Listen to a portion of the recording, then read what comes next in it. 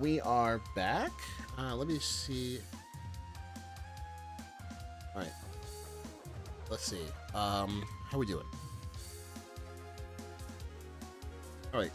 So hopefully,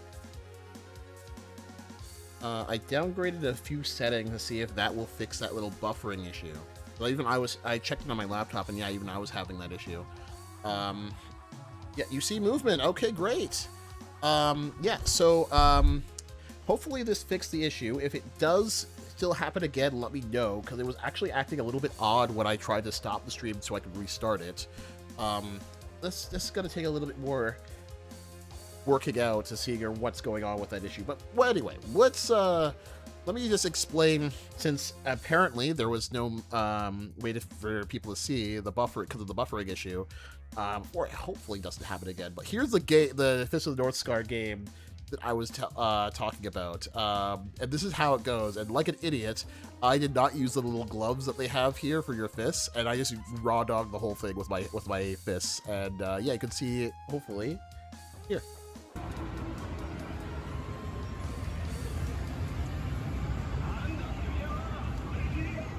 Yeah, this is the Fist of the North Star arcade game, and I love it so much.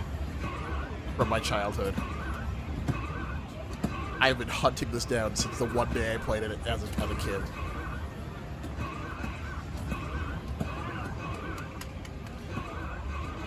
Yeah.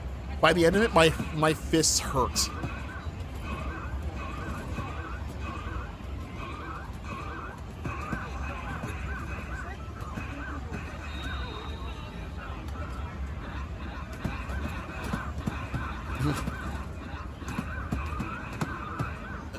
Fist of the Solar Star? Yeah! And I would do it all over again, man. Like, I love this game. Ever since I look at me fighting for my life. Hell yeah. And I was hunting for this game at EVO, because I was like, if any place would have it, it would be this. And I was like, you know, this is amazing. And I was like, I have to play this game while I'm here in Vegas.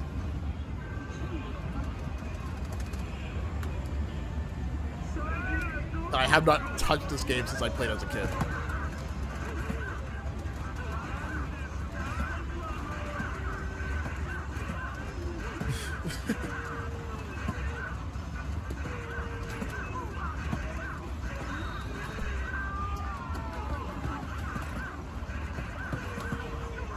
Yeah, at that point, my fists started hurting too much, so I grabbed those gloves.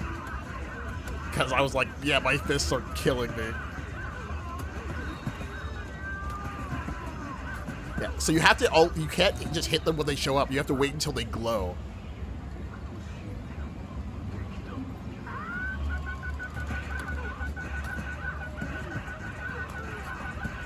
We're getting faster. Oh.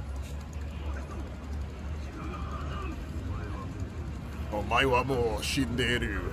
Nani? Yeah, and Kenshiro, he's the new guest character for Fatal Fury, City of Wolves. For most of the play, you can kind of do it with an open hand, and it works pretty well. You really don't need to tap these that hard. I know, but it's satisfying. No, absolutely. No, but yeah, definitely join the fit. Oh, wait, here we go. Yeah, it's this game existing that inspired me to get the fitness boxing game for Fist of the North Star on my Switch, which is a really good workout, by the way. If you want to do like some fitness video game stuff, it actually does make you sweat.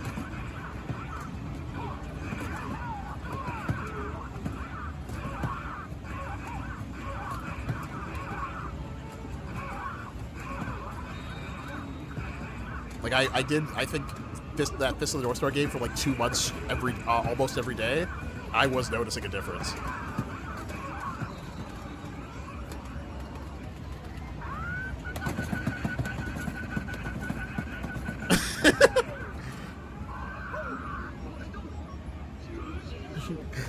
It is such a workout. I was so tired by the end of it. The funny thing is I've never actually watched Fist of the North Star. I've always wanted to, but I never have. I just know it through memes and Kenshiro in other things. One day I will actually watch the original show.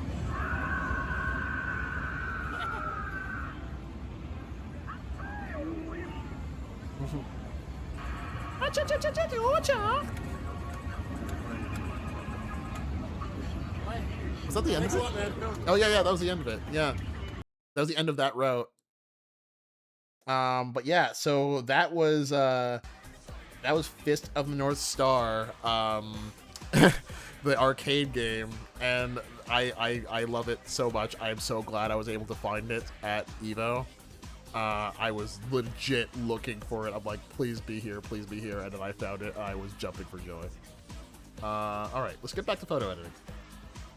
Everything good? Good? You like my buffering hasn't frozen everything again?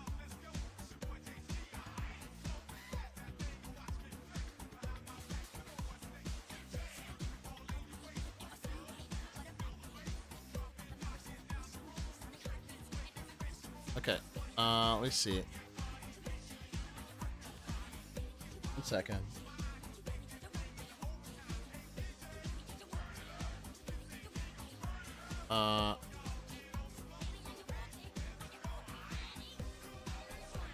Okay, let's see.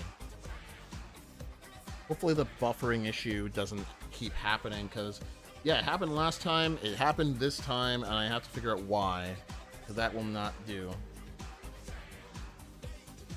Alright. I'm gonna just lower the exposure a little bit.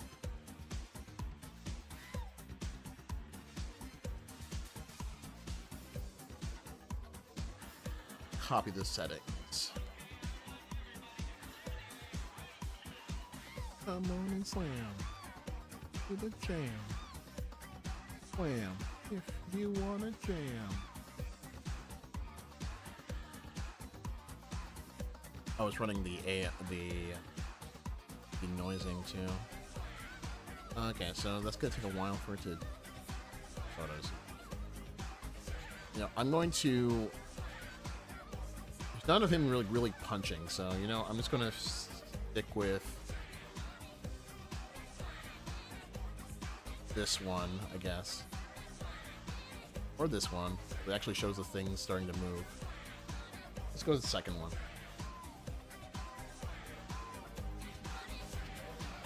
I think I tried to catch it in one with it actually punching something, and I missed. Alright.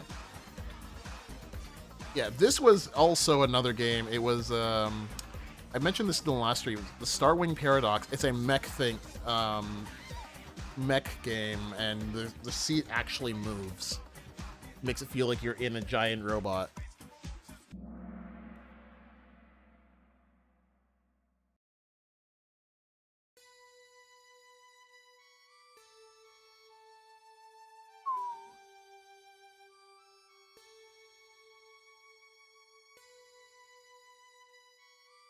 Alright.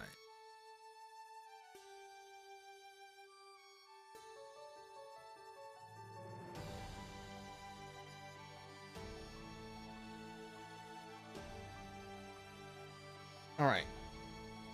So this game was interesting. I actually really liked playing it, but it was so short, and I didn't really feel like there was anything like that much to it. But like this would be like still like, I love how they designed this to make you feel like you're in the cockpit on the net, and the thing actually moves.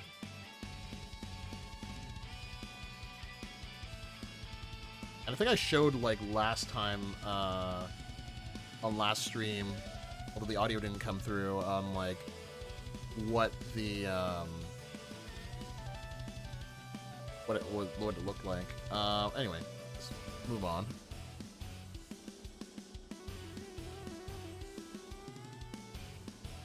All right.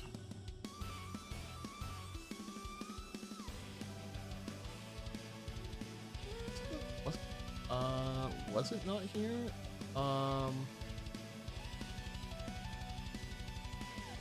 When is this one? Oh yeah, that's when Alex was facing, was playing EVO.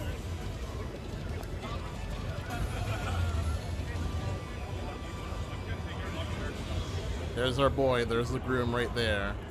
That's who we're all here for in Vegas on this adventure.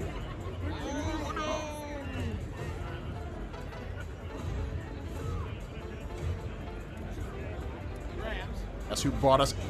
That's who literally brought us together for this thing. Oh, he lost that round. Yeah, he ended up winning this match, by the way. But yeah, this, like, we all went for him, and honestly, I almost didn't go, but you know, had to go support a bro at Evo and for his bachelor party. Yeah, this is the game I was talking about.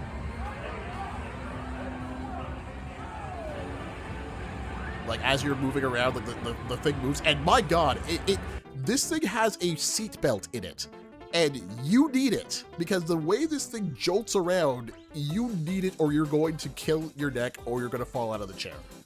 It literally requires you to wear a seatbelt to play. You are driving this mech, and there are no brakes. Okay, get back to it.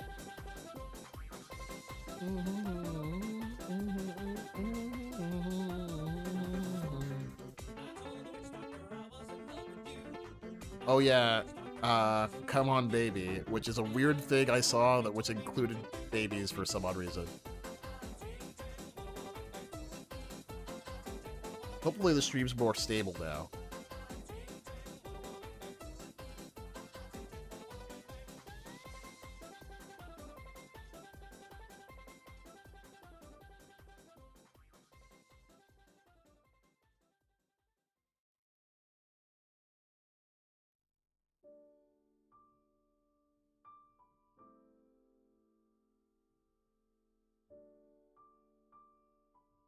There's some weird stuff I saw in that arcade area.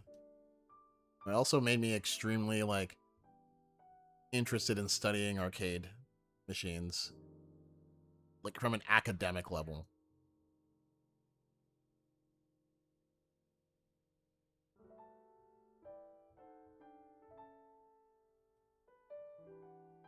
Okay. Can I, like, get that logo a little bit more clear?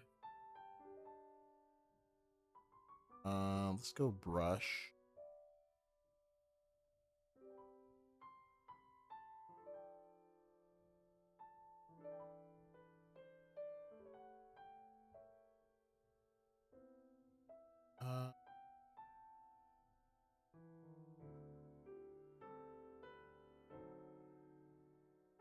All right.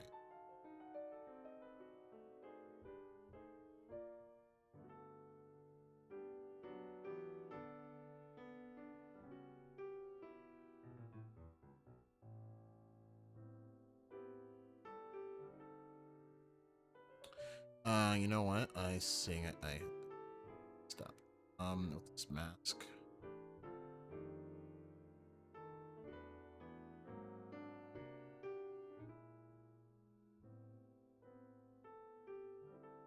Feathering around the edges. All right, there we go. Actually, can I tell you what? Like without, I like, hide a little bit more clearer.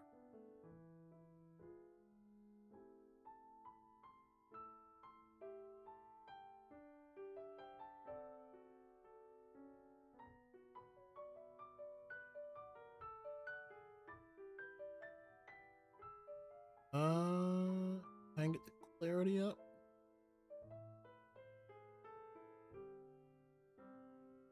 Come on, baby.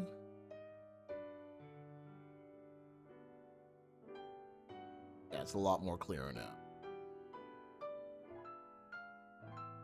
All right.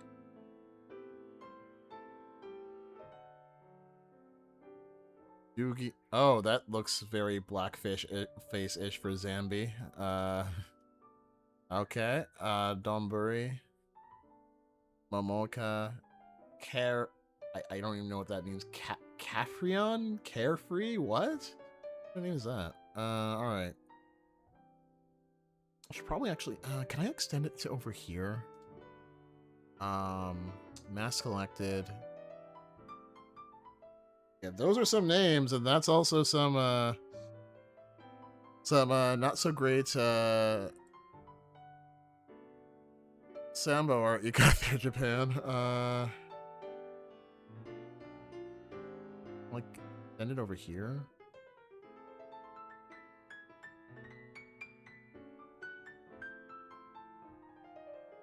Yeah, it's not really changing much. Yeah. Kind of think it might even just be better just ignoring it. Yeah, it's not really doing anything. It's kind of making it look a bit weird, so I'm just going to keep it. Keep it without that. Just make sure this is a bit here. It's too blown out, but also it's also just the different lighting conditions. Like, I would have to, like, go in here and make their own settings, and I'm like, I don't care about this photo enough to bother with it. I am just showing this as a weird oddity. Like, the world will not end if this photo is not completely clear and everything. So, you know what? We're going to move on.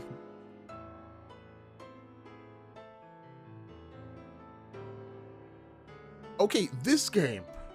I don't understand it. I think I played it, and I was so lost. I had no clue what was going on or what the game was for. It was either... move on, baby. Yeah, it was either this one or another one. I was just like, I tried playing it for like a good 10 minutes, and I was so confused. And nothing really happened. It could be this one. It could be another weird anime one that I saw. Because a lot of these things are, again, in Japanese, and I don't understand, and I had to just sort of try and figure it out as I went along. And if I couldn't, I kind of was like, well, tough luck. I do remember there was, like, one game I was just so absolutely lost, and I had no clue what to do. And it gives you, like, a timer, and I let the timer run out because I had, like, no clue what I was doing. I don't think I did anything, actually. It might have been this one.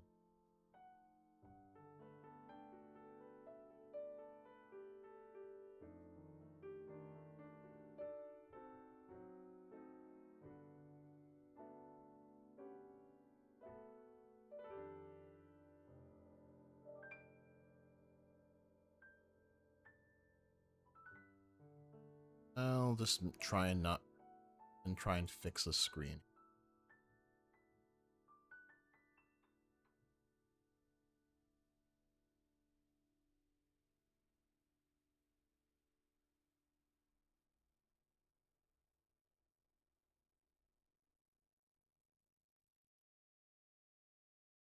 You know what they need to add to Lightroom if they... I mean, as far as I know, it's not exist in this program. Like a pen tool, make it so much easier rather than just brushing.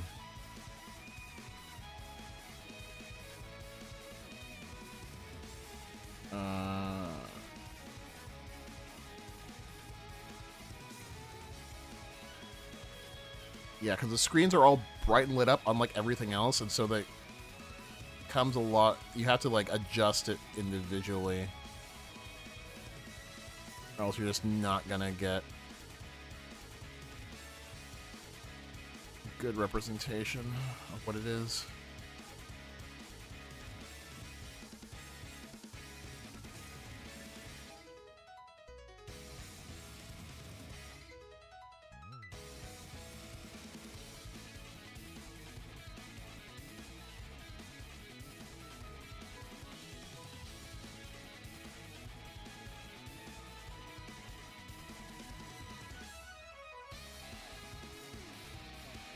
Okay.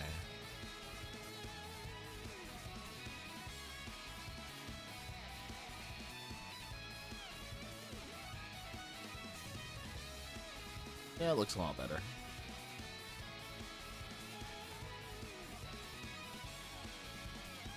Oh yeah, this stuff. I only found out about this shortly after I came back because there's a place in Toronto, it used to be like near my house, and then they moved to an actual spot because they used to like rent out a like studio to do like rhythm game arcades, and now they actually have a place that's called Yume Arcade. If you have not been there and you're in the Toronto area, I would recommend going there. And not these games on the right side, but this game and a few other ones, and all the ones over here. They were all they're all at that arcade, and I've learned about them, and they're just really interesting Japanese rhythm games with all sorts of like J-pop, J-rock, anime songs, whatever.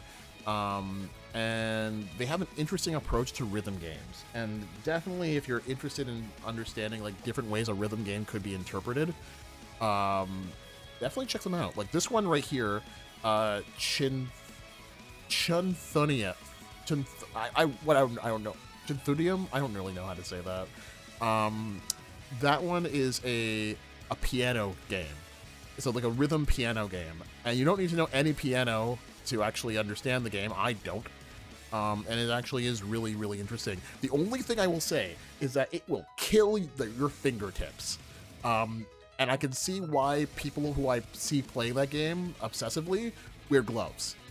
You absolutely need them. I played that game and it was a lot of fun. I didn't play it at Vegas, but I did play it when I came back to Toronto and I found that group I was telling you about. And it was really fun. I played it like twice, but by the end of it, like my fingertips were hurting. So you need some protective gloves. It's like a sport, man.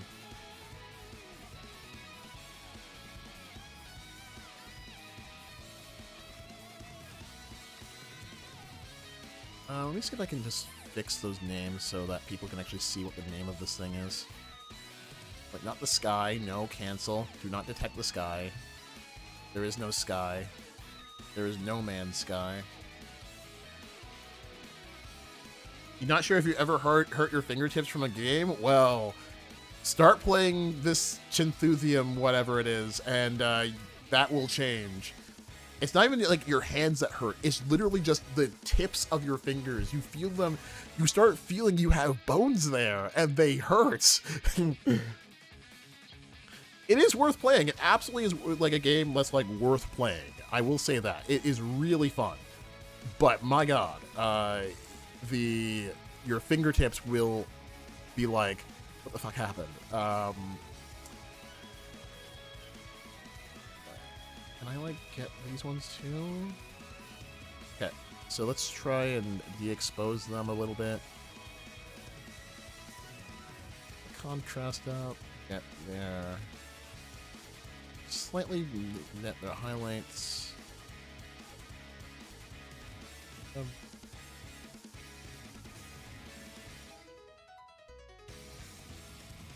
You can kind of see the logos now. Like, it's different between, like, this and this. So I think that works actually good. It actually works pretty well over here, even though you can't really see the thing. There's also another game that actually hurts your fingertips, too. It's this one over here.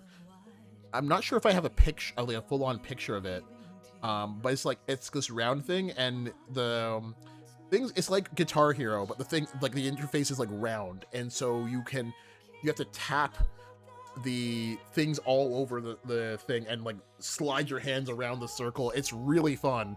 Not as bad as the other one, the Chinthunia one, but it's like it does kill your fingertips after a while. Let me zoom out. Oh, Sound Voltex is another like big weird music game that is actually really big in rhythm game circles.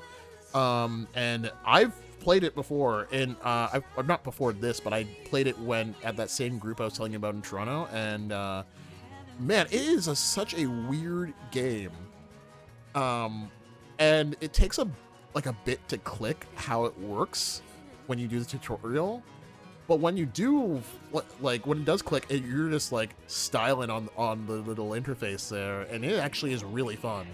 But I couldn't, like, I watched some guy play Sound Voltex before, that it was like super really good at it and could play it on expert. And my God, it's like it's like he's in like, it's like he's in another reality.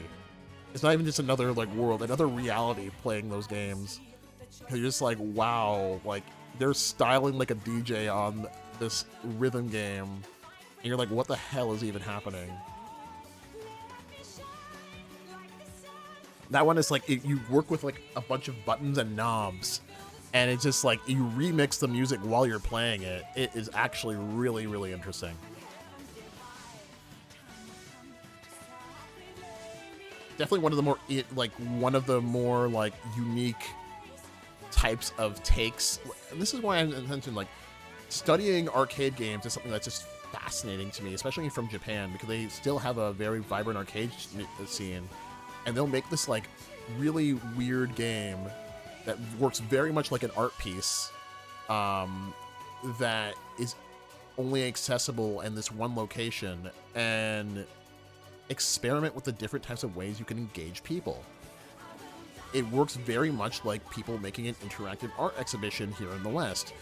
And I wish there was more opportunity to explore stuff like that over here as a person who does make games and does make art, interactive art.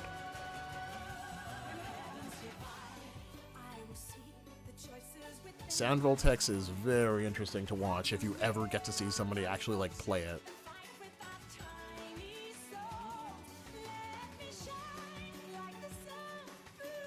Okay.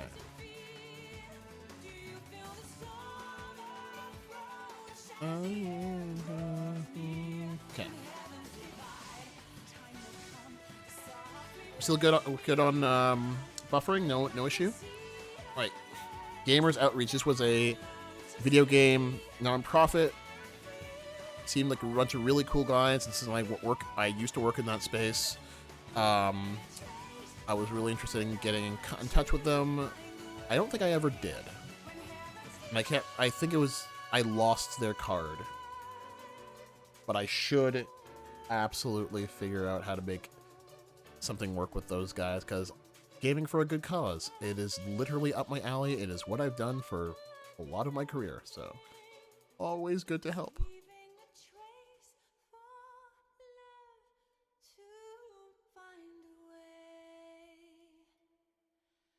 Still trying to figure out some game initiatives here in Canada that I can support, help do some good, so.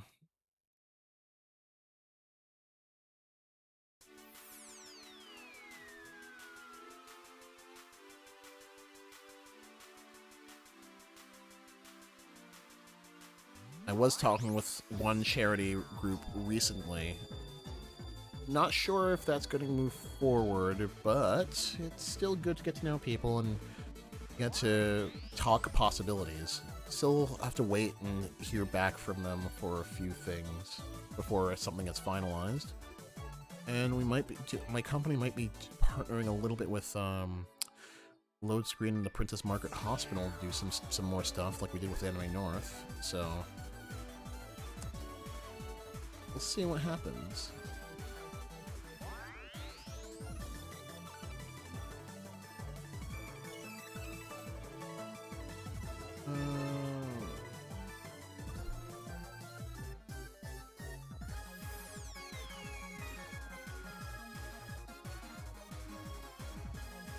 Okay. But I had a good conversation with the people there. They seem like very nice people. If you're in the US and you want to figure out some helpful gaming initiatives, go check them out. Tell them Jordan sent you. Another little wide shot of... wide high shot of all around. There's the Sin Kisuke, I think that's the character's name. The same guy. Oh, this would actually have a bit of a story, because this guy, I've been following his art for ages, and I saw this thing on his, he posts like live drawing, like fast sped up live drawings of a lot of his work. He makes all these sort of big collages of like characters from like all sorts of different like series. Like this is all the characters of Dragon Ball. This is all the characters of Marvel's Capcom. I don't know what this one is. is it Darkstalkers? Maybe, I don't know.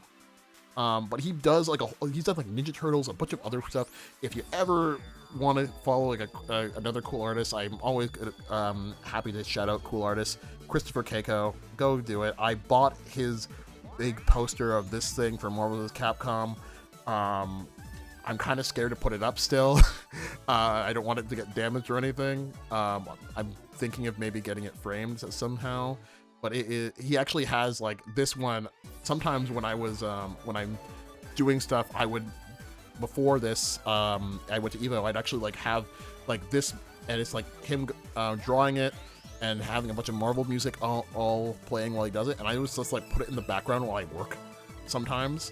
And when I saw he was there and he had this, I was like, I gotta buy it. So I still got that poster, and it's still like very much not up, but it's like I need to get it framed because that is like one poster I'm like, I don't want to get damaged. And I used to put posters all over my room, and over time they would sort of rip and tear, and I definitely don't want anything to happen to that one.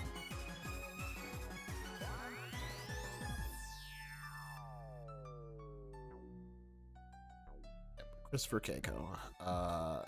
Definitely check out his YouTube stuff, or his like just his graphic stuff too. But like, check out his YouTube, and like you'll see him like drawing through the whole process of making those artworks. It's actually fascinating to watch. I have legit like sat down and like watched the whole thing.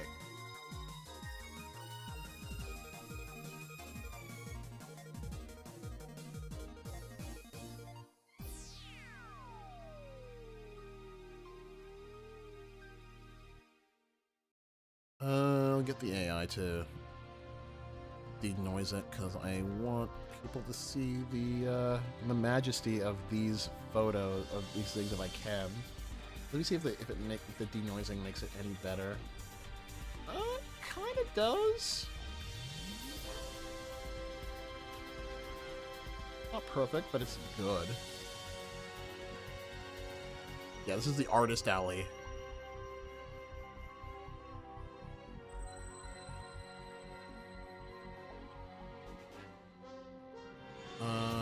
Okay.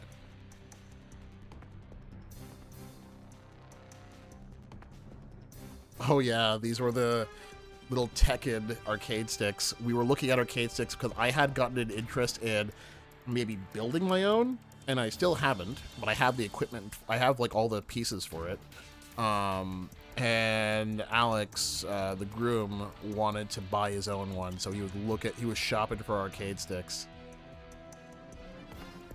He ended up getting one at the end. Actually, I was the only one on our team who did not get one, although I did purchase all the parts to make one, because I was like, let me see if I can, like, I don't know, 3D print a case and design my own arcade stick, and I never did any of that. Still got my 3D printer, I still can do it if I really want to, but I never ended up quite doing it, even though I have the circuit board, I have the buttons, I have the joystick. I could just make my own.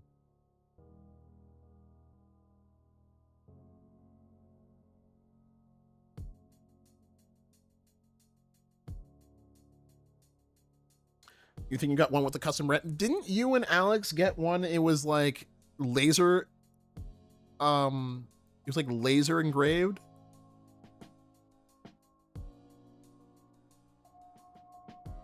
Pretty sure you guys got like a laser engraved one, right?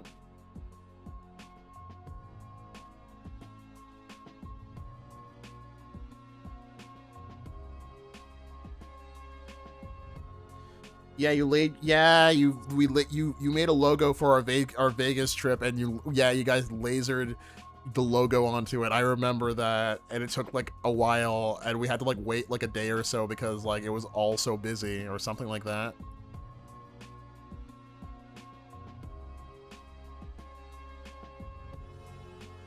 I wish I ended up doing the same and getting an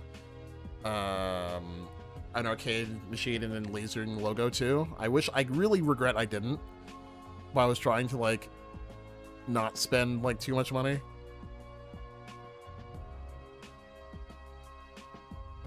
This guy, I'm trying to remember who this guy is.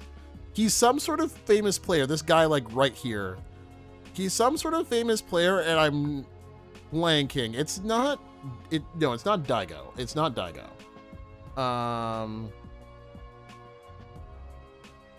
I'm trying to remember who he was. I remember they told us he was like some player, and I think at the time we recognized who he was. Yeah, you budgeted enough to afford it, so why the hell not? Yeah, like, yeah, I'm not saying like, I think like, yeah, you budgeted it well. I budgeted for other things though, so I bought other things that I think were more important. Plus, I bought souvenirs for like people back home. So like I budgeted for not that, and so like I just could not justify the cost at the end of the day.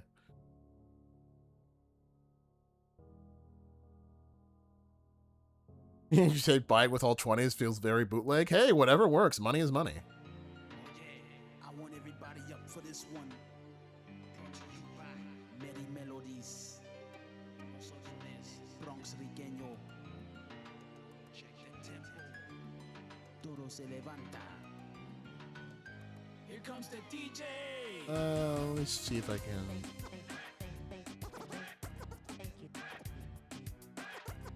I feel like your whites are a bit too bright.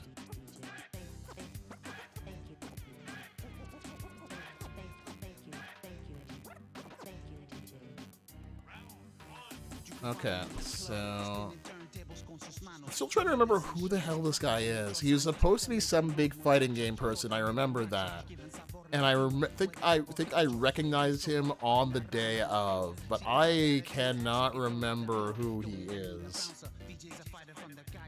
I'm sure somebody gonna be able to recognize who this man over here is.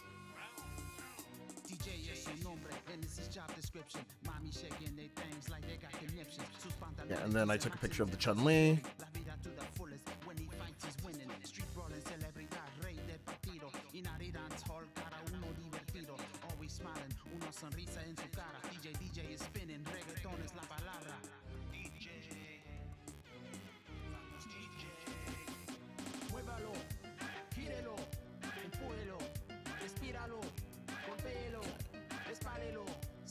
A very nice Chun-Li.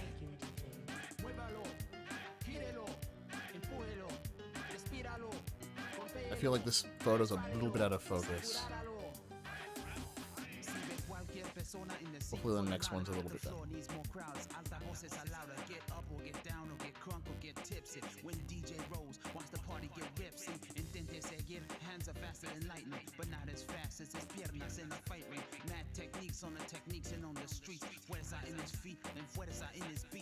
Okay. Okay, let's see. Let's see if the copying these settings would be good for the... Yeah, this one I think was a little bit stronger. Maybe? But I have to change the settings because I think the settings must have changed.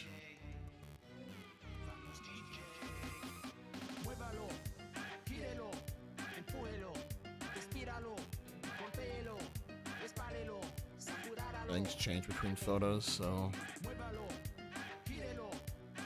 I feel like this one's a lot stronger than this one, than the other one.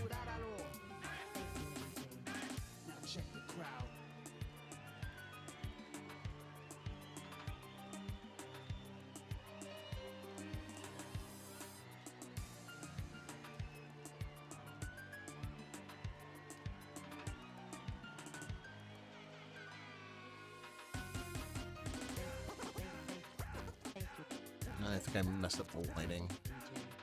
Yeah, I think that's fine. Alright,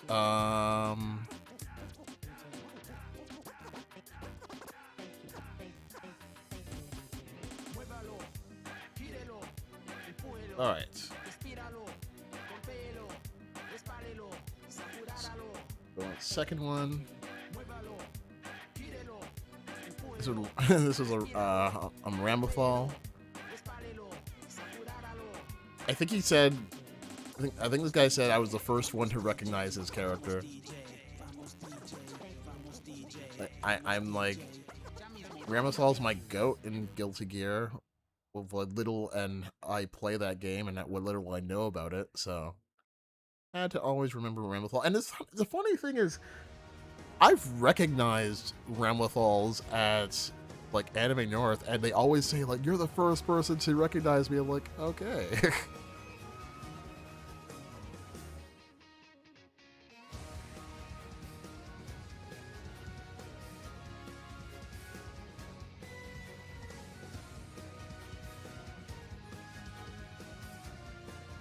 Actually, now that I think about it, I think all the Ramlethal cosplayers I've seen are men. Or male presenting. I don't want to assume people's gender.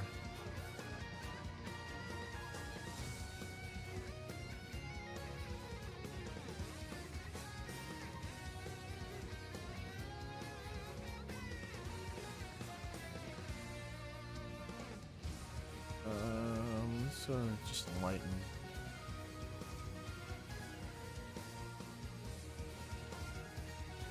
Lightening the redness in his face. Okay.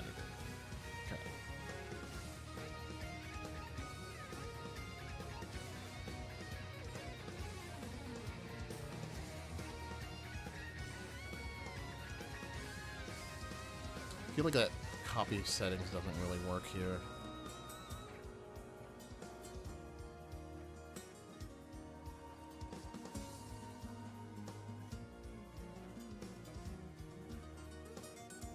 He's kind of smiling in this one, so you know what? Let's go with this one. Ramlethal's a name they made up. I mean, it's the Japanese. They make up names all sorts of the time. If you ever watch Gundam, you'll find that they make up the weirdest sounding names. And a lot of anime and games have like a lot of weird names they just make up, or they just Frankenstein a bunch of English words together and see what happens.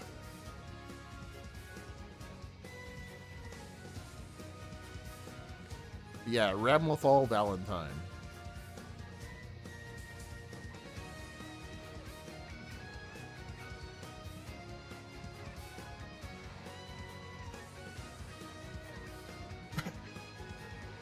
Of course, Bobson Dugnut is the greatest baseball player of all time. I'm not sure if that is an actual name or if you're just, just messing with me.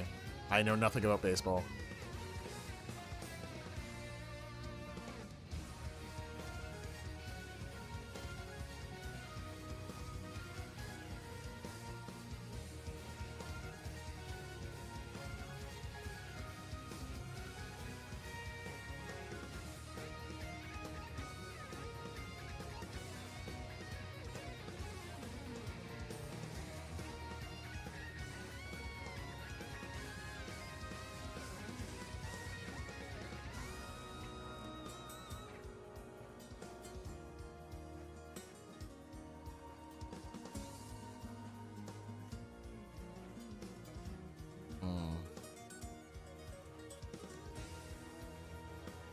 So, bit of a vignette, and then also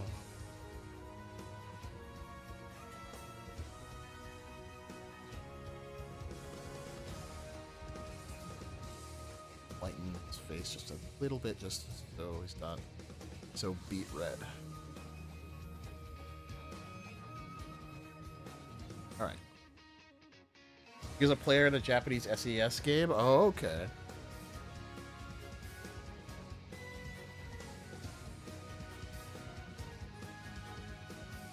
So I'm gonna get rid of this one, keep this one, and I don't really think it's gonna matter, but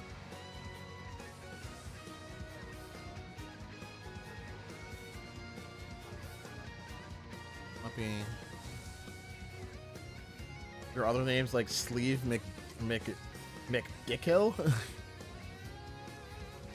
I believe it. I actually think that even though he's kind of smiling, I think this picture actually looks a little bit better and a bit more in focus. You know what? Let's go with this third one. Oh yeah, this was the heck is this?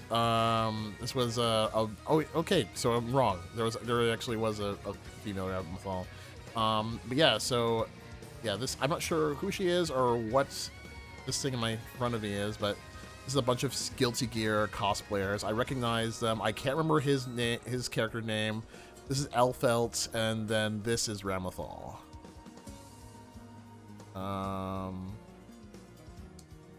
I think this one's better. These guys are actually kind of, well, she's looking at me at the very least. The most clearer one.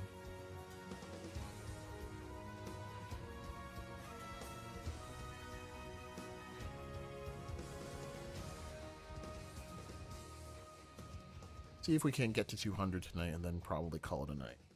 And I have to figure out what's going on with the stream settings so that we fix that buffering issue. Even the stuff I did last time to fix it temporarily didn't seem to work tonight. Besides, like, stopping the streaming.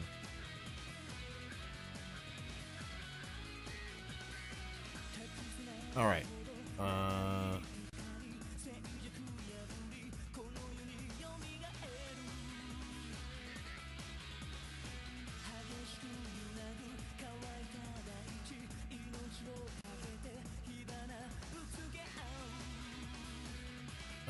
The noise is kind of annoying in this one. I think I'm going to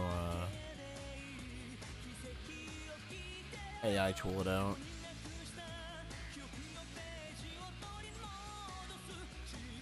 It's a bit blown up, so let me try and fix this. I do that.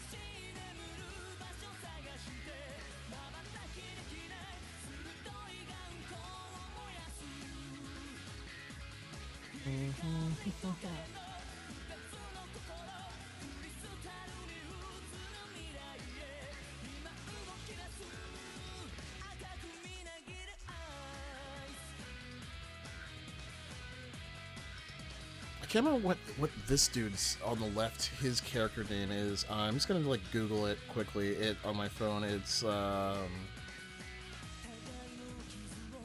Guilty Gear fan dude. Okay.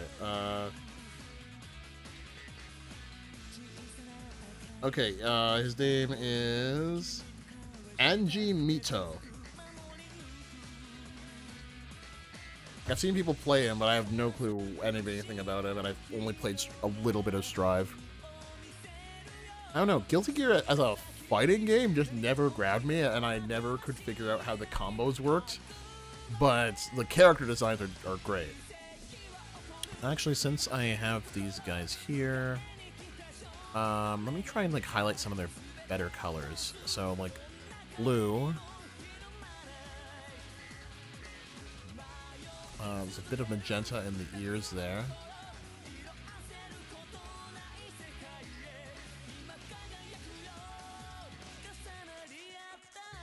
And there's some yellows going on, so I can get here. Oh yeah, and the funny thing about doing this photo editing stuff is I never do it really, but if you really want to, you start changing a bunch of colors all over the place. Now I can make Ramathal's hair pink just by accessing the yellow color spectrum. I can make all the blues into like these weird greens if I really want to. I can make them purple. I can turn Alfeld's ears. Okay, well that's not really doing much, but I can still change the color slightly.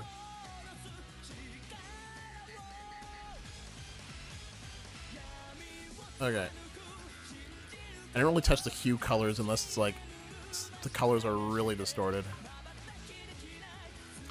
Alright. Oh, I just realized, it is now July 1st. Happy Canada Day, everybody. Happy Canada Day. Happy Canada Day to everybody watching. July 1st, 2026. It is now, 12:22. And, yeah, it is Canada Day on July 1st. Even if you're not in Canada, happy Canada Day, because, you know, you can celebrate Canada and then wish you were actually part of Canada, especially if you're in the United States right now.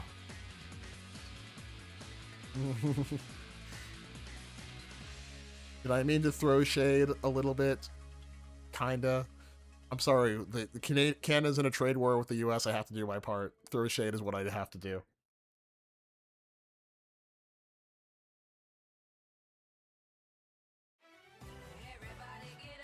Okay.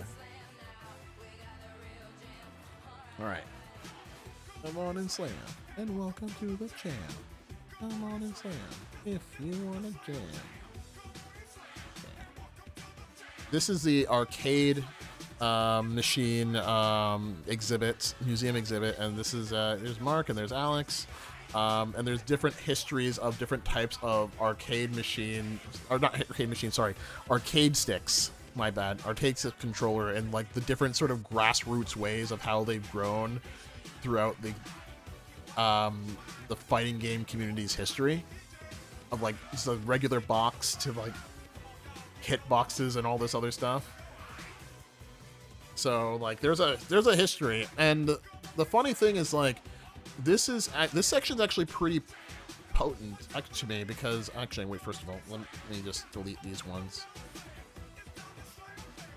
or reject these ones. Yeah, that's the one. So this section's actually a bit very important to me, because for those who don't know, I co-run a pop-up exhibit called Playing with Posters with a charity, and essentially it goes through like different eras or different games in video game history, and why they're important as a sort of a way to talk about like history, game history, and arts preservation. And this was in 2024. I started doing that in 2025, and this stuff was actually a direct inspiration from that. So there's this, which was, and basically there's this stuff which talks about like different arcade machines throughout the ages, and different types of things, so we can, you know, remember the past and stuff like that. But there's also like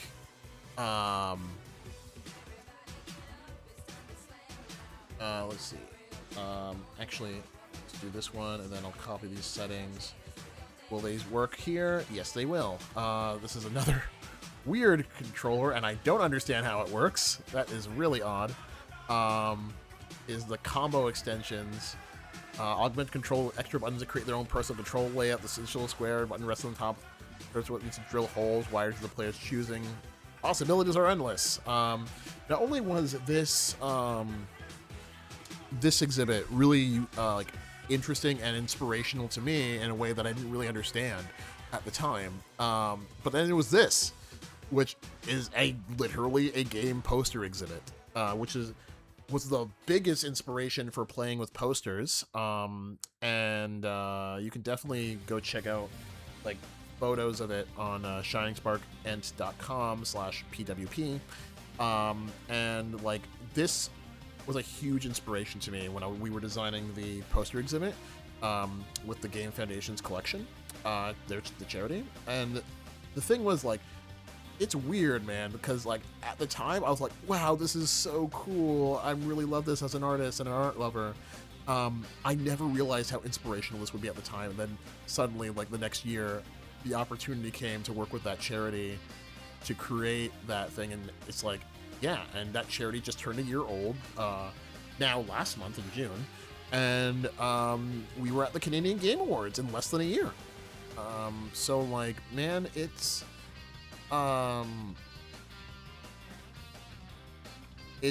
you never know where things will inspire you, and like, you know, that's why it's important to travel when you can, if you can, even if it's just in your own area. Find out more things, get inspired. I wish I could travel right now. There's a lot of stuff I feel like would inspire me if I just was able to leave my province. Even if I just stayed in Canada.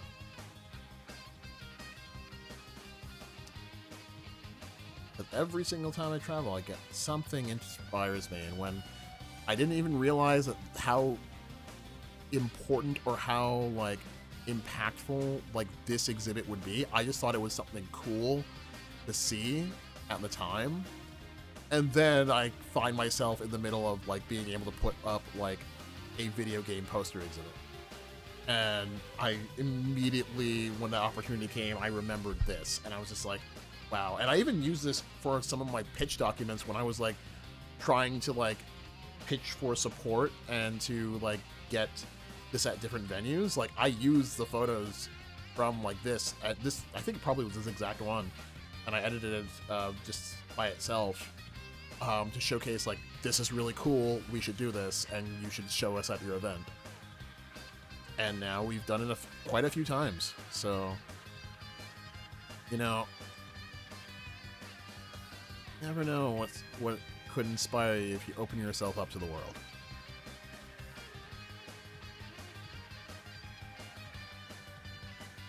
But yeah, that was a direct inspiration for playing with posters.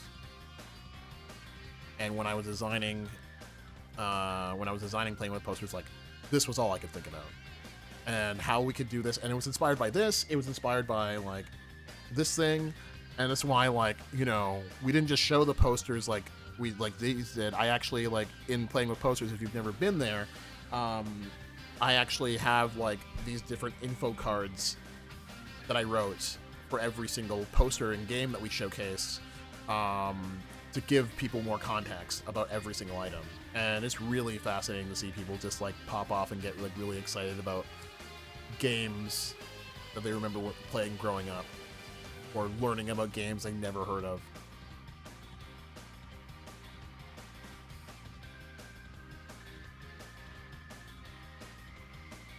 This one might be a bit challenging, actually. Those faces are not being lit very consistently.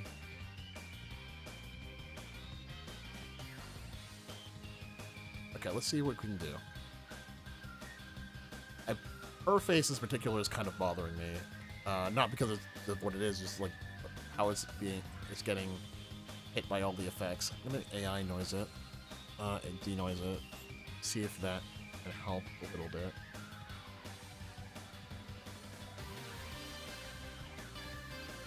Yeah, happy Canada Day as I like go through photos of Vegas. That actually did fix the face of just a tiny bit, but I'm gonna like maybe lighten the oranges just very slightly, so everybody doesn't get red-faced too much.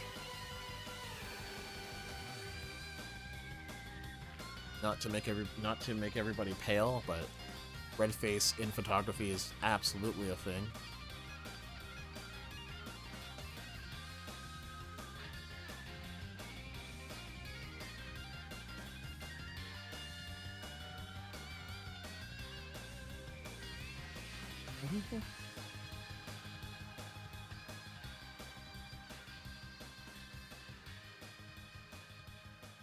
So far, I don't see any warning messages, and I think everything is going well. The sound seems to be working.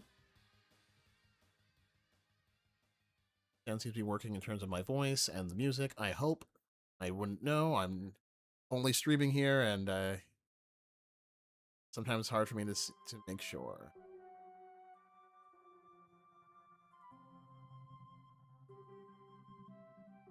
I feel like something's wrong with the color grading in this one. Maybe tinting it?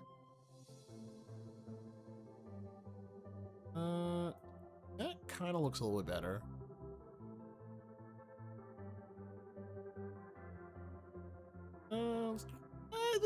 I kind of like this. I think this looks a little bit better. I think it was more like weird orange yellowish when it needed some more blues to balance it out. Yeah, so this is, if I have to, these are characters. It's, what's his face from Guilty Gear? I think Asuka or that man or whatever his name is.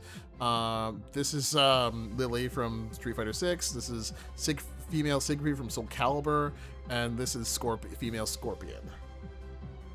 And you gotta love how people find the different ways to like, literally, with the exception of like, actually I'm not even sure if this is actually no, wait, they're all gender bent versions, all of them, because I think that's a girl. I could be wrong. I have no idea. But that, like, this character is usually a guy. This character is usually a little girl. This is a big man. This character's a guy. This character's a guy, and they're all gender bent versions of the character. That's amazing. I just realized that now. Very cool how people show their love of characters in different ways, even if it's like some weird alt version of this of them.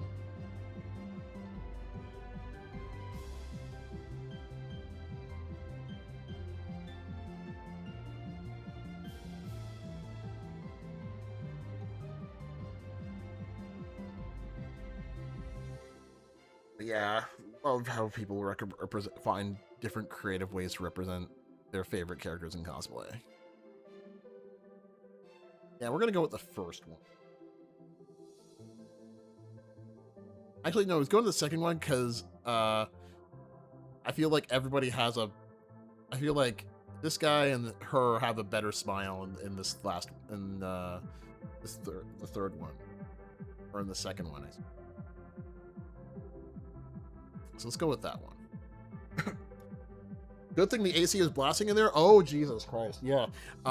Yeah, if you've never... Yeah, for anybody watching, if you've never been to Vegas, it is blisteringly hot there. It is dry. You are literally in the middle of a desert. As soon as you get it from the airport, the heat punches you in the face. It is... Everything in Vegas needs gigantic AC. Even the outside, because we saw, I think I showed in one of the early photos last stream,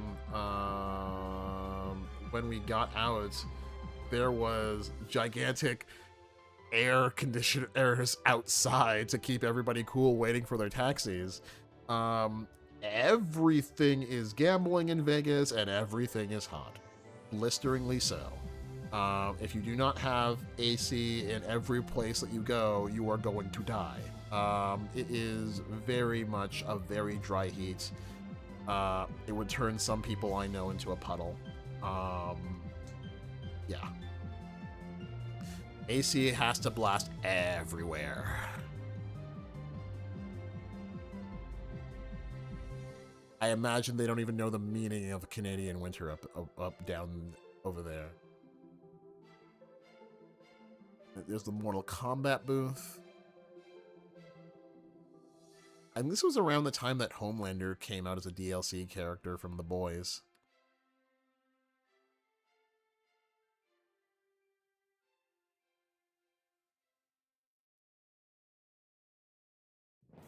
Everybody get up, it's time to slam now. We got the real jam going down. Welcome to the Space Jam. I'm not really a Mortal Kombat person. I've tried. I think I own like the original release on Genesis. But I've tried to get into like Mortal Kombat. I can't. I mean, the old games were kind of novel. But like the new Mortal Kombat, I'm not saying they're bad games. Not by any stretch of the imagination. But they are so filled with hyper-realistic gore. I get very squeamish. I'm not really a squeamish person, but like, man, it goes a little bit too far for my taste. But I know a lot of people love it, and the other thing is that that bothers me about Mortal Kombat is that it's not even just the gore. It's just the fact that like you get all these special moves that break people's back. It literally goes into like an X-ray view to show you broke their back. You like squashed their eyes. You destroyed their spleen. And unless it's a fatality, they just get up and start fighting like nothing happened. And I was like, well, then what's the point? It's just pure spectacle at that point. And yeah, sure, maybe that's the point. But it's like, if I and I made a comic about this years ago.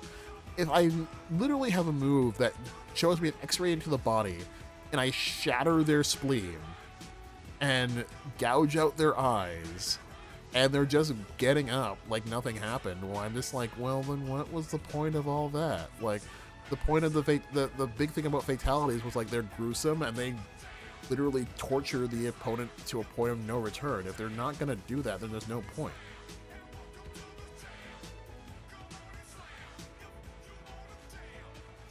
It just feels really gratuitous. See if, yeah, those settings work. Let's see if I can like clear up those screens.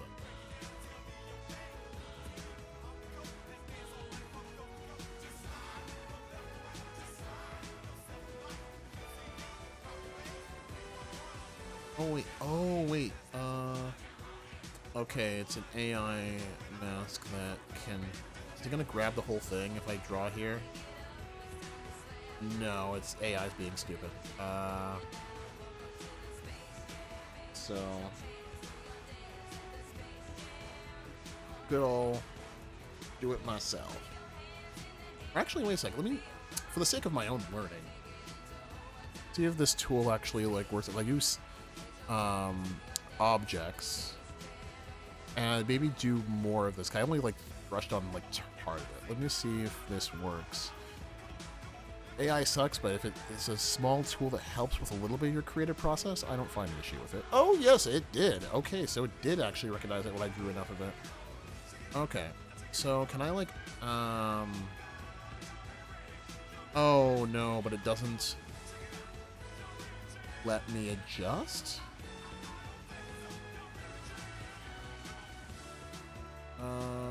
Add subject to the mask. Can I like... No, not what I want. Okay, so AI still sucks. Oh well. Can I reset it? And delete.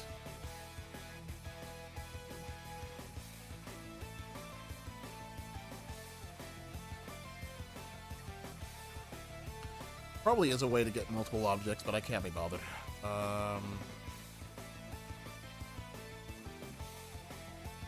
Mortal Kombat always has a negative aura to you? I mean, I wouldn't call it I'm negative. I have no negative feelings about Mortal Kombat as itself. I think it's a really interesting game and series. And I watched like a video. I listened and watched to a video called "The History of Mortal Kombat is Insane" or something like that. And hearing the lore of Mortal Kombat is actually kind of hilarious. But yeah, it just never was a series that grabbed me. Like Scorpion and Sub-Zero, cool characters, amazing. But it's just like the actual game itself, just always to me. The old games I could tolerate, and they were cool. New games are cool, but I just can't get through all that gore, man. It starts making me sick after a while. Yeah, if you ever watch like a Mortal Kombat like Fatality compilation, oops. Yeah, eventually there comes a point where you kind of have to, or at least me, I kind of had to stop for a second. Like, I'll watch the rest, but my god, I need to take a break. It's very intense. You don't like how it looks, how the animation looks, how the cast looks. Oh, okay. I mean, for me, I can appreciate the animation and the extensiveness of it. I like how a lot of the characters actually look. I love actually some of the designs, like Scorpion, Sub-Zero, Kung Lao, Raiden. I like some of the designs, Jax. But it's just a matter of all the blood and guts just kind of get to me. And I'm just like, man, like, it's a game where I'm just kind of like, calm the hell down. Like, it needs to, like, not be so brutal, but that's sort of what Mortal Kombat is at this point, so. It do what it do, I just have to accept it's just not for me. But I know a lot of people like it. Like, really like it, and I'm just like, you know what, if they enjoy it, who am I to rain on that parade?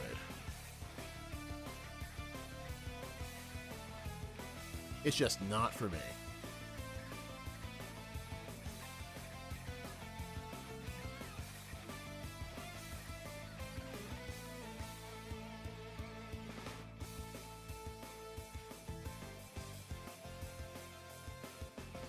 All right. Yeah, that's looking a bit better, a bit more clearer. But yeah, I did actually try this booth. I had no clue what I was doing. And Mortal Kombat has such a weird, different way than like most traditional fighting games of how to do attacks and stuff. I was very lost. This is Faust from Guilty Gear. He's wearing a Chipotle head. The character actually in game has a paper bag over his head. And that's like his gimmick. So since Chipotle is one of EVO's big sponsors, he's repping the sponsor. Cool that he has like that digital eye. I wonder how he sees in there though.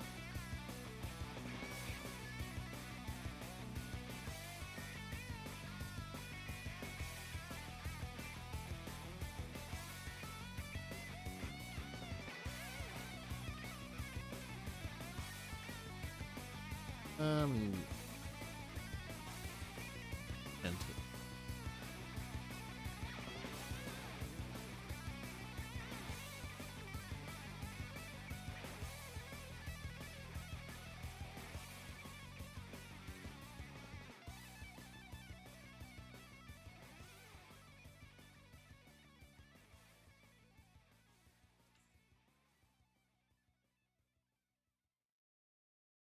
I do have to admire Mortal Kombat for like the way it started out with like the most people just making the most like weirdest looking budget fighting game that with like all the photography and actual actors.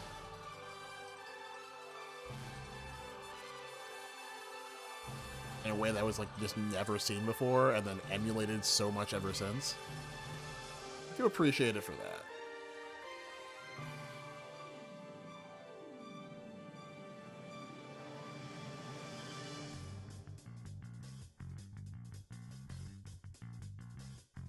Alright. That's good enough. And there's Justin Wong and Yipes. And they're all doing some sort of panel there. I don't actually remember what they were talking about, and I'm not even sure if I even stuck around to really figure out what they were talking about. I was kind of like, hey, cool, that's Justin Wong, and then I just kind of went about my day.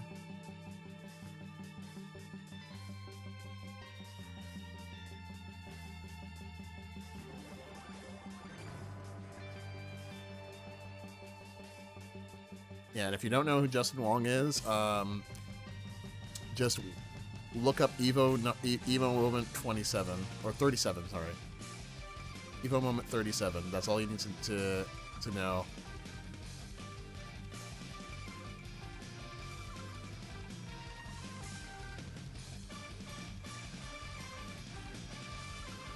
And I'm just gonna say he's the Chun-Li of EVO Moment 37.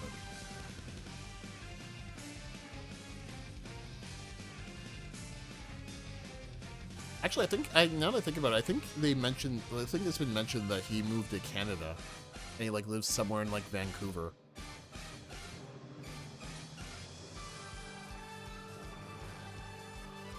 So yeah, we have a Canadian fighter.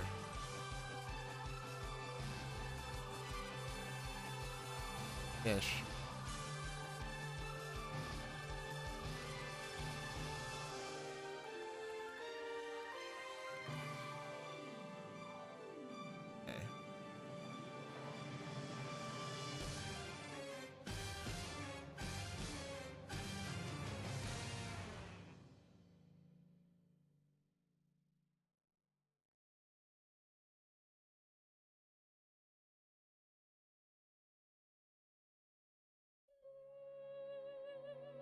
Okay. Yeah, I think I kind of messed up. I'm gonna zero that out. All right.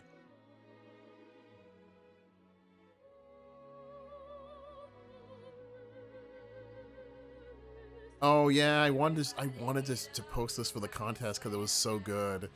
This guy of the Kai Kisuke, in the wall break splat, and I never did. I really wanted to post this one, and I just never got around to it. And this is why I'm doing these photos now.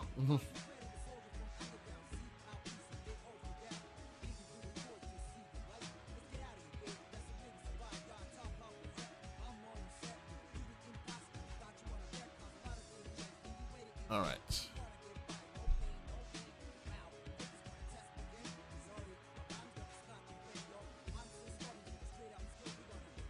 balancing these colors.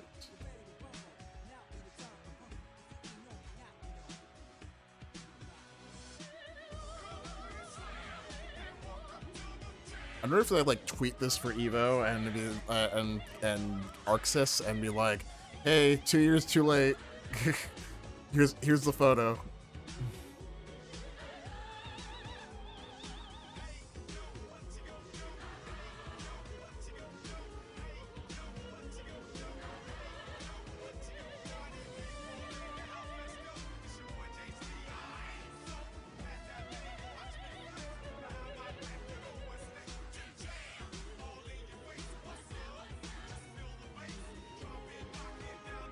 I will say the AI denoiser actually does not work too badly. It just takes a little bit to load.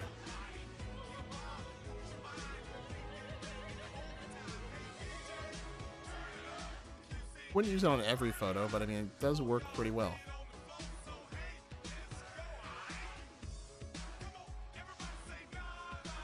Especially on indoor photos.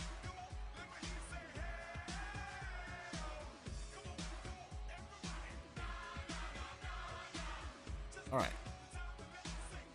Getting wall splat.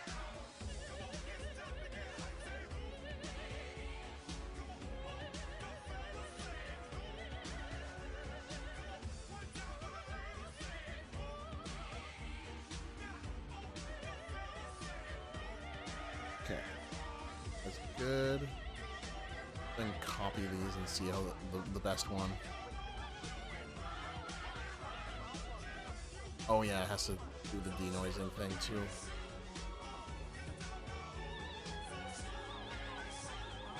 Fight the power. Come to stand. That's shows more of the what broke him against the wall.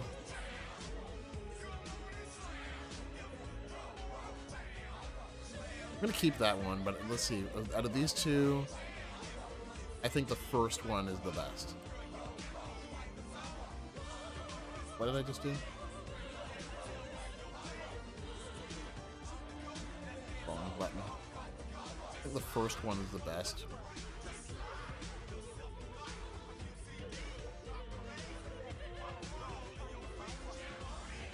Okay, so I think this is what this is probably where we're gonna finish for tonight, because it is now Canada Day and also almost 1 o'clock. I'm gonna do these next few photos, but like this is, if I remember correctly, this was me taking this. I mentioned earlier that I had to like basically like dip from Evo for a bit to figure out like what's going on with my camera, why can't I see my photos, why is my thing throwing an error. And then sort of I ran from the event to go figure out what's going on with my camera. And I think I went back to the hotel and then I took some like this photo as a test to see what's going on. And yeah, then my camera was proven to work. So, but yeah, it was. You can kind of see my shirt here. It's a Smash Fight Club shirt. Yeah, I was like really scared that like my camera was like dead. I'm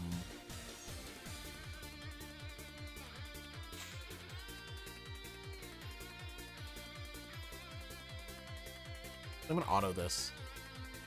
Nice little outdoor photo, so couldn't be too bad.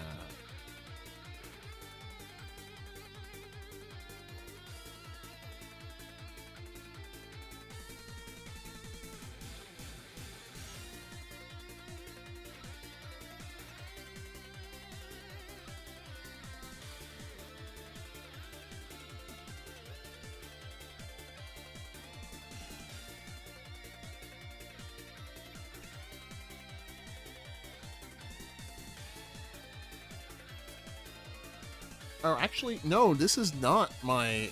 Okay, so I lied. This is not the photo that I took, for that moment when I freaked out and figured out what my camera is, because I just realized this is my iPhone photo. So, because I just realized it has the JPEG and it has no temperature and tint, the camera information. So this is just... So this photo is actually just me dicking around, taking photos from somewhere in the hotel. Don't think this is from our hotel room, because we don't... Our view doesn't look like this from the window. It might be from, like, near the elevators, maybe? Somewhere. Not quite sure where or what reason I took this, except for just to dick around and to, like, take some photos of the scenery. But I think that moment I was just saying where I freaked out would have happened around now, like, these photos somewhere. Yeah, no, that's from the phone. Maybe, I don't know. Anyway. Irrelevant.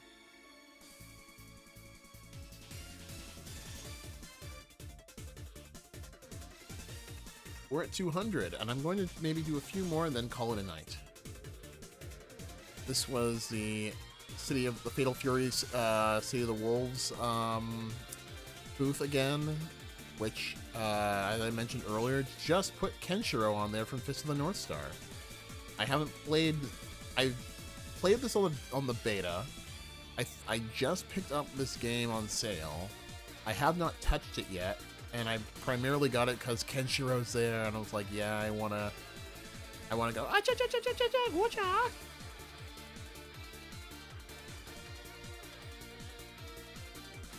All right, and one day I really, really, really want to be in charge of like setting up a booth like this. I find booth design and exhibit design fascinating, and my career has had quite a bit of that. So I would love to be like in charge of like designing this gigantic apparatus with Terry and Rock and whoever else on the thing, and like getting it printed from like getting the like graphic thing. And it's like, I'm not even talking about like actually making it. I'm not even talking about that. I'm not talking about like being the design coordinator of all this, working with like a team that actually knows what it's doing, and like getting a bunch of people to like do this. I really do love working with competent people and being able to like pull off something as a team and then like able to lead the way through it. I've had to do that quite a lot, and it's allowed me to salvage a lot of projects that otherwise would have went completely down the drain for like employers and clients. It's like I have a reputation that'd be like, as soon as everything hits the fan, they're like, Jordan, fix this. And I was like, I crack my knuckles, take a deep breath, and basically fix it in like no time flat, which is stressful as hell, and I don't really think it's a good thing to keep relying on me for that. But the thing is, people can, and people do, which is a good thing about you know, reputation wise. It keeps me like always like people always like asking about me, do things, which is nice. But I was like, man, if we just listened to me at the start, and when I warned things that would happen, we wouldn't be. Such is life.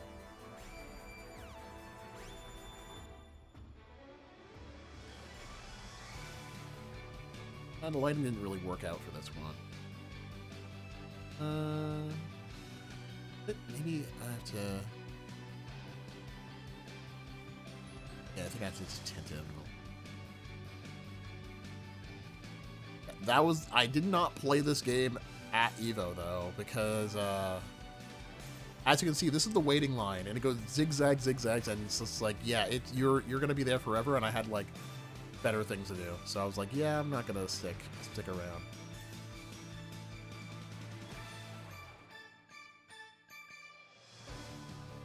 But this was the new hotness back in 2024.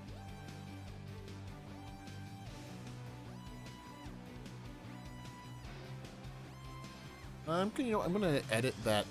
I'm gonna use the object mask, or see if this thing is smart enough to be able to determine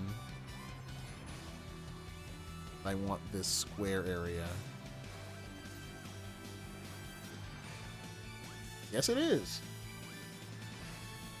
It's kind of absurd to travel all that way to wait in line. Yeah, that's why I don't wait in too many lines. I did wait in like some of the lines, but for like stuff I really wanted to. But even then, there was a cutoff. I'm like, yeah, if it's not like, if it's way too long, I'm not even trying.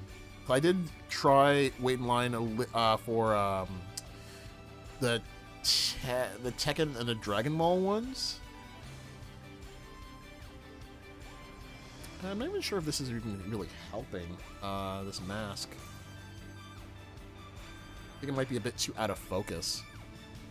But let's try it anyway. Oh, actually, wait a second. It actually looks better if I desaturate it a little bit, actually.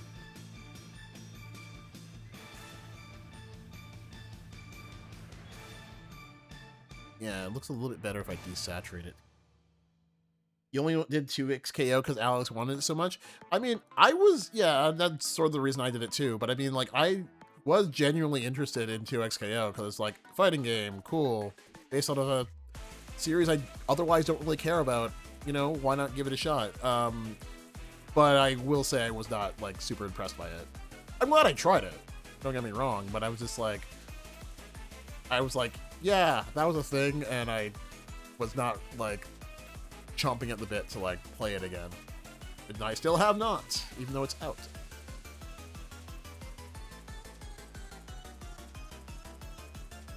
That being said, I did really want it to like give me some sort of interest in League of Legends, but no.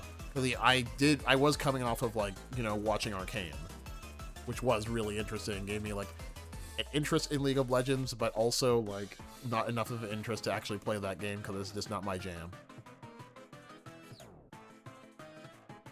Alright. I think that looks a little bit better. Yeah, okay. Yeah, it looks a little bit better. So I think I like this photo better.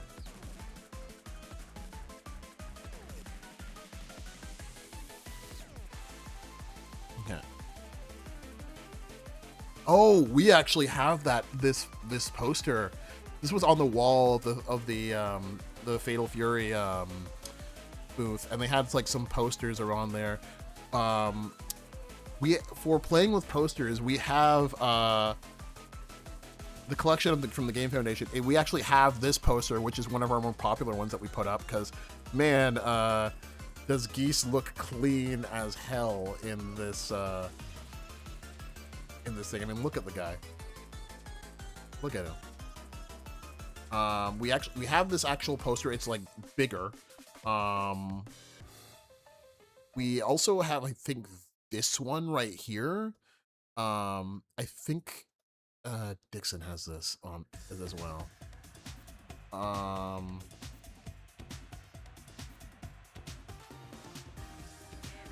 You just expected the League of Fighting to be dead on arrival or dead in months. I mean, you're not wrong. It's looking like they are releasing new characters, but I mean, it does. It is whatchamacallit. They are saying it's kind of dead, considering they like botched the launch and then waited forever to release it, and then the whole like firing half their team. Realism of the faces is always really funny for me. It feels like a meme. It does. It feels like a meme in the modern context, but I mean, this was made in like the 90s. Like that, it was just meant to be hard. I do love this. I do love Geese's face here. It is very much a meme face by modern standards. I will say, my partner at the Game Foundation for playing with posters, Dixon, he collects these things, these gigantic posters of these games, and my god, like some of these posters, like you look at them and it's like, how the hell do you have these? These things are like 20, 30 years old. And they're immaculate quality, and I get to see like Geese just sitting there in all his glory. It's one of our more popular ones, so we actually bring it to a lot of the events. And like those events for playing with posters, we can't show every single poster the guy has, because he has like probably over 1,000 different posters at this point. And I've seen all the ones that he had when we met. Now he's telling me that he even got more now. And it's like a lot. I don't know what this was. What is going on here? Oh, yes. Virtual On. So I had to do that. Yes. So I was playing Virtual On, which is one of my favorite arcade games from when I was a kid. Now, this was in a regular cabinet, and it had the twin stick controls, but back in the day, there was a big booth for the arcade machines for Virtual On, and I loved them so much. That was also the Virtual On and Marvel vs. Capcom were the two games where I had a genetic disposition to, as soon as I realized they were in the vicinity, I would end up playing them. Like in Toronto and Union Station, they used to have an arcade, and they always had Virtual On there, and I would always, every time I was like past there, I would like jump in there. That being said, Virtual On does not translate well if you play it on home console. It is impossible to control. I own Virtual On, and I used to own Virtual On Mars. I had no clue what I was doing in any of those games on the home version. I barely had an idea as a kid what I was doing in the arcade booth, but at least it was kind of straightforward. The game was not made for home console. You can kind of tell when you play it.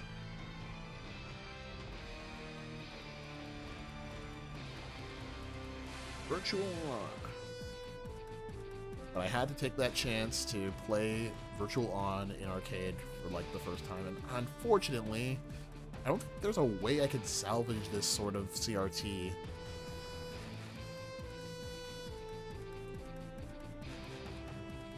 I can try, actually. Like, you know what? Let's give it a shot. Right, I end for the night. Let's give this a shot. See if I can't salvage this somehow. If we can't, we can. If we can't, we can't. But I like a good challenge. You want quarters to beat it in a Yakuza game? Oh yeah, because I need to get into Yakuza. I only played Yakuza Kiwami, and everybody is telling me 0 is where it's at, and I own it on digital. I just never did it because I don't have a lot of time sometimes, and those games are really big time sinks, even though, like, I did like Kiwami. I did feel it was, like, missing something. But, like, yeah. Okay, so I have an idea on how we might be able to fix this. I'm gonna brush. I'm gonna add a lot of feathering. See if my theory works.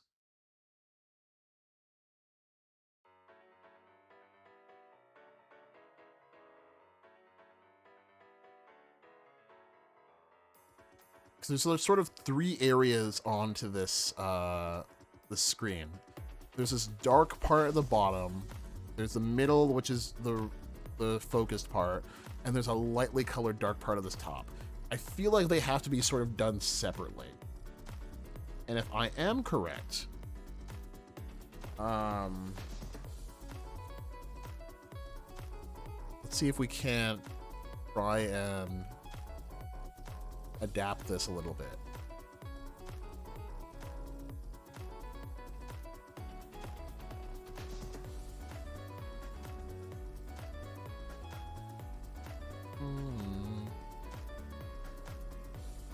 Okay. So I think it's a Deltarune music right now. I still need to play that game. I feel like getting there. Okay. Contrast, no. Let's try and lighten the contrast. Actually, what if we start changing using tint? Temperature. Ooh, this looking like it might be a little bit close. Maybe that's a little bit too much. Ew. Ooh. Oh, wait. We're sort of getting there.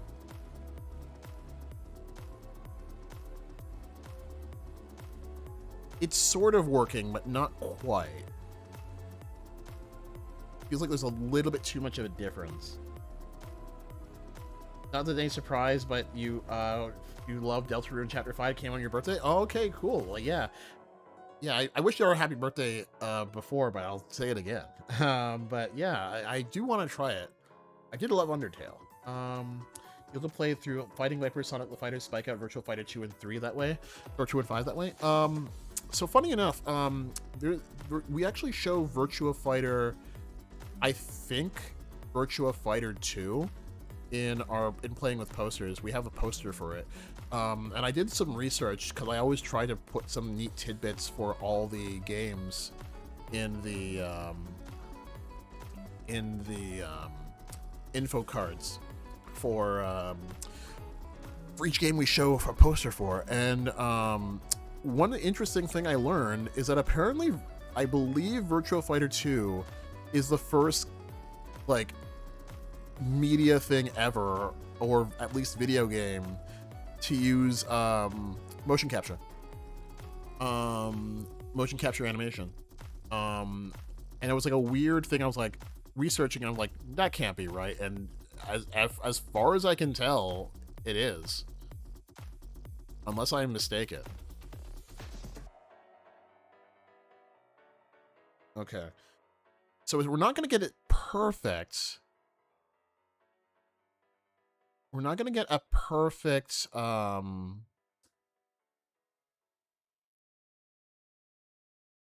going to go over the line a little bit. We're not going to get a perfect recreation, but I think we can sort of get a little close.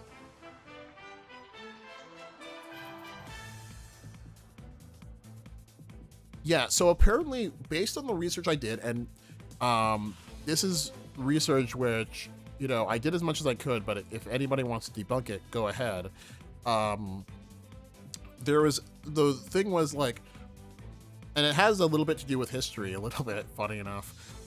So Japan, we all know World War II, Japan lost and was, and then the US started putting up military bases over there and all this other stuff.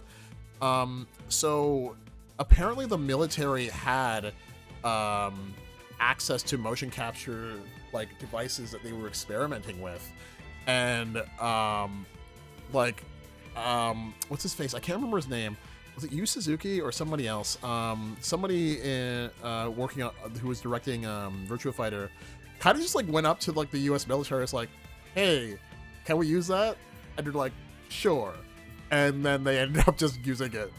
He said something in my research. He's like, everybody doesn't believe me. I just like literally went up to like the U.S. military. It's like, yeah, you using that? And you're like, yeah. You're like, no, go ahead. And then they just gave me like classified military technology to make the video game. And I was like, that is kind of cool.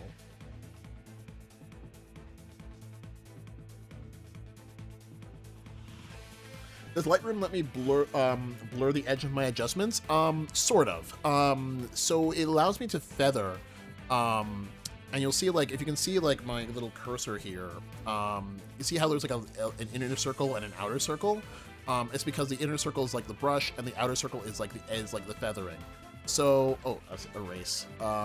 So, like, right now, I have, like, a lot of feathering going on the edges to try and blur it in, but it's kind of not working, because the second the effect starts going too much onto the regular, past the little, like, blur line of the the CRT, like, it starts to, like, overdo it onto the actual, like, good image, and that's why I was, like, erasing a little bit earlier, because it's starting to get really, like, light.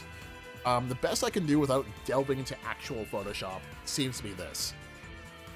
Unless somebody wants to, like, give me some tips. So yeah, like, so that was one. Let's go with two. Oh wait, no, that's too much. No, okay. So I have to make this into like a separate.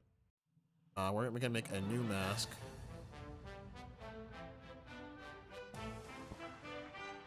No. I don't want. Okay. How do I tell it to not close? Okay. Can I make a new mask? Okay, there we go.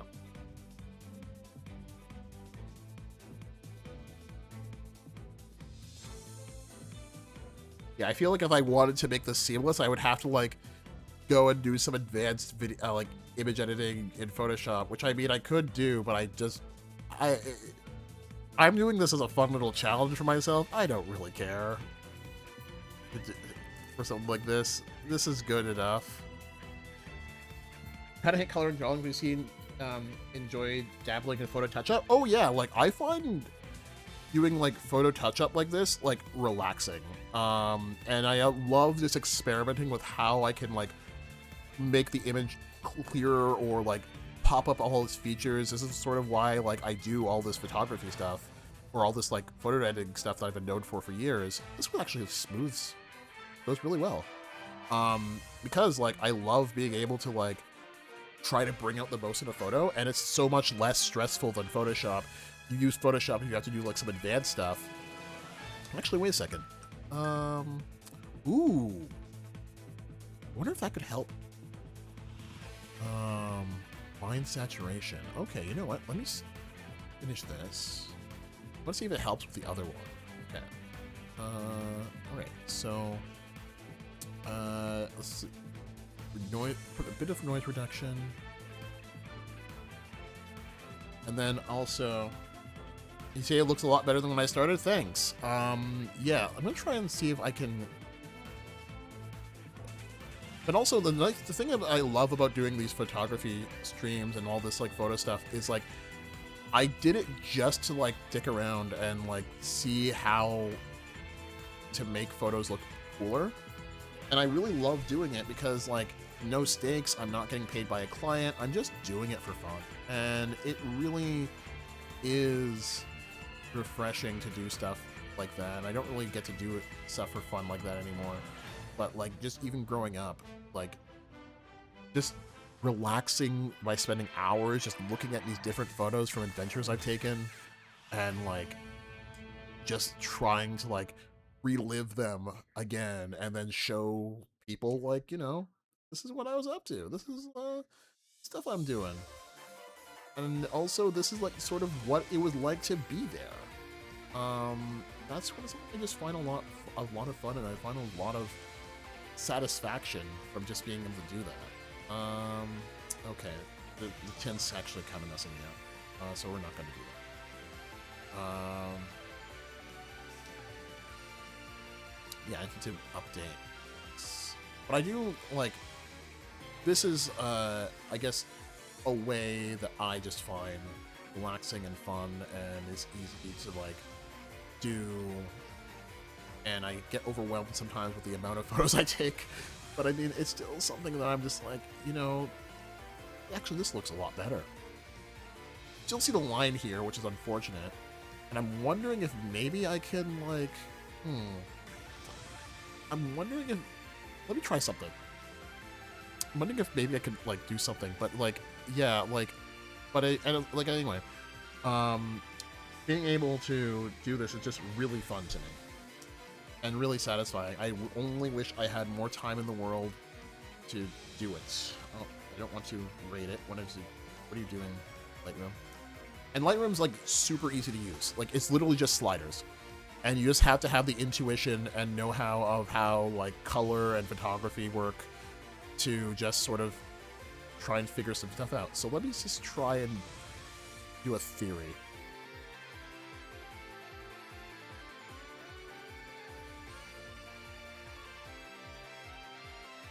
With this line. I feel like that line is the only thing kind of messing me up right now. Let's see if I can't... I have an idea.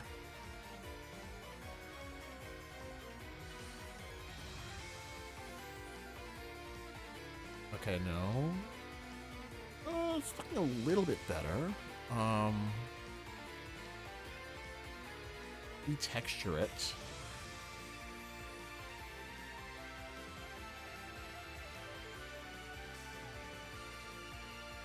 It's a little noticeable if you look too hard, but this is actually not bad.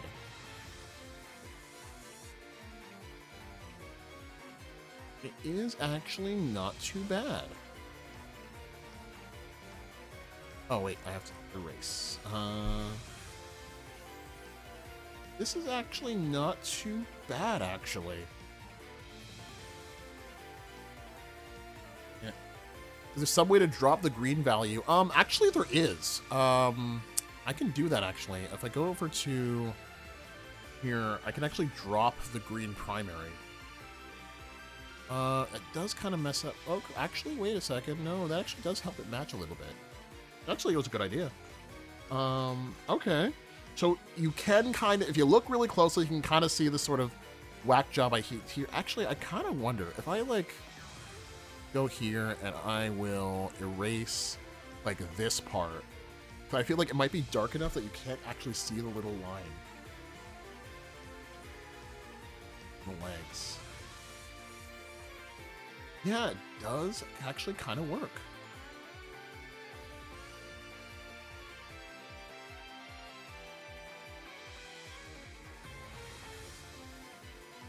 This actually does kind of, this kind of does work. Actually, if I go here and I like low thing, high feather, low size, high feather. If I like, maybe density. Let's see if I can.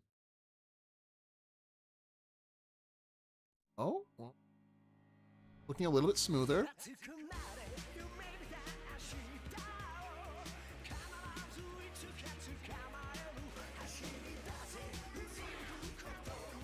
Okay, yeah, it's still kind of noticeable if you look close enough, but this is a lot better. At least I think so.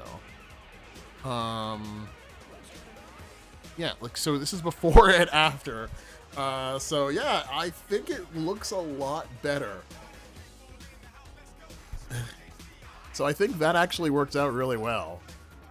That point you put about the green value was actually a really good suggestion.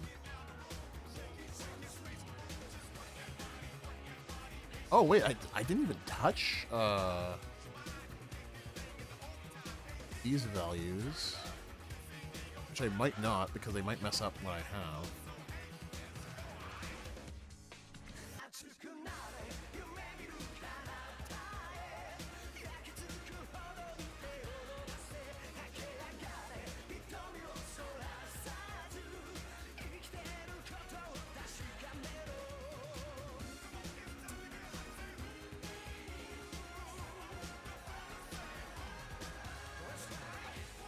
Okay.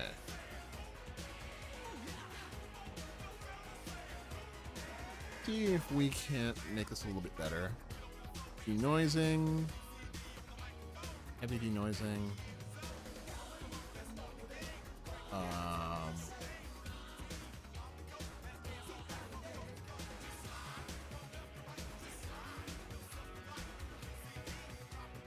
Yeah, it kind of messes up everything. Okay, you know what? I think this is it. It does look a lot better than it used to. And not only that, but unless you're like really looking too closely at this little line through here, it actually is hard to tell. Actually, wait, no. The recolor kind of messed up the top, but I can fix that. Hopefully. Wait, no. Oh. That's the wrong one. Wait, no, that's the other one.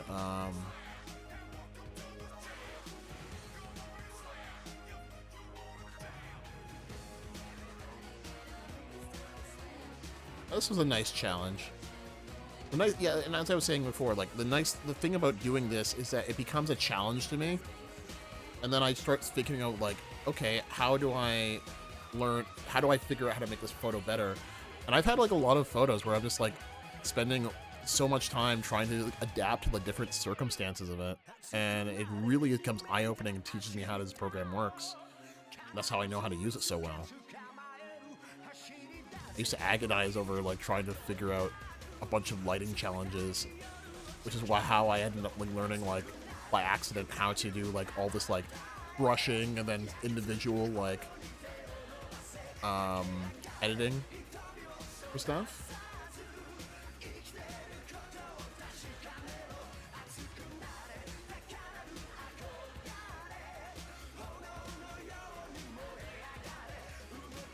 I want to make it too dark, or you can kind of see the dark part of that. kind of wondering if it's okay to just let it be a bit light.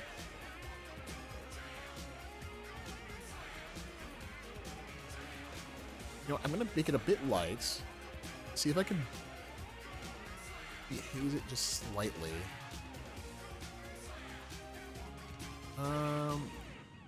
Clarity is good. What is this point color? Choose a point color to add samples. What the heck? So wait, is this like kind of like a match? See, this is what I'm talking about. Like you use it. I have no clue what that point color part is. I don't remember this in any other. I think this is probably a new feature. Ooh, loop shift seems really interesting. It's how you learn. You just like fuck around with the things and see what happens. I'm not really feeling this.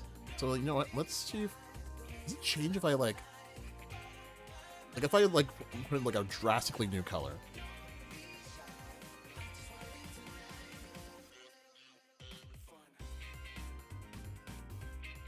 I have no clue what I'm doing. I don't think it's going to be doing much. Or maybe this is not really something.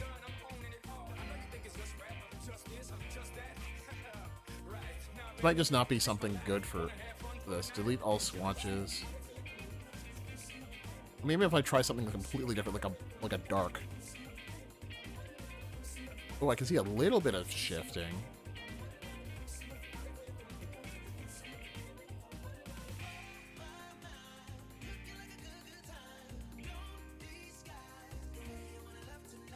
Okay, I don't really think this is actually useful for me, but now that I know that this exists here, this actually might be useful for later things. Yeah, I don't really think this is going to be good for what I need it for. Still, good to know.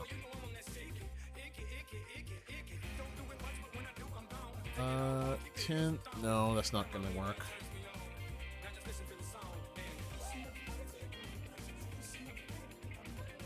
Okay, you know what? I'm going to up the highlights, mess with the tint, go with this color, and this kind of works. This kind of works to keep this in sort of saturation and focus. So I think I'm going to end it for that photo. And for the stream, because it is now almost 1:30.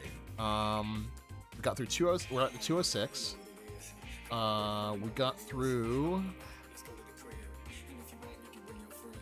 Yeah, how many photos did we get tonight? We went through. We started at 151, so that is 55. Yeah, about 55 photos. We got way more to go. There are 1,281 photos, but not really, because a lot of the stuff at the end just got pushed to like video stuff. Yeah, we got quite a bit of photos done. You know, stream issues aside, and I got to go through some like really fun stories. I really love reliving that trip to Vegas, because it was such a trip, man. I would never go to Vegas again unless some big thing was happening, like a big event, and even then I might be a bit apprehensive, because I mean, Vegas was a place where I'm like, I'm glad I went, I enjoyed the trip, I enjoyed being in Vegas, I am not sure I ever would want to do it again. But it was still an adventure that I really, really valued, and I really, really miss from the time that we went. It was a time. Would I go for EVO? Possibly. But would I go again if EVO was not happening or something like that? No. But yeah, and you know, now I get to feel a bit more experience trying to make them stuff on the fly to like fix a photo like this, and now it looks, you know, somewhat presentable unless you look really, really closely at it.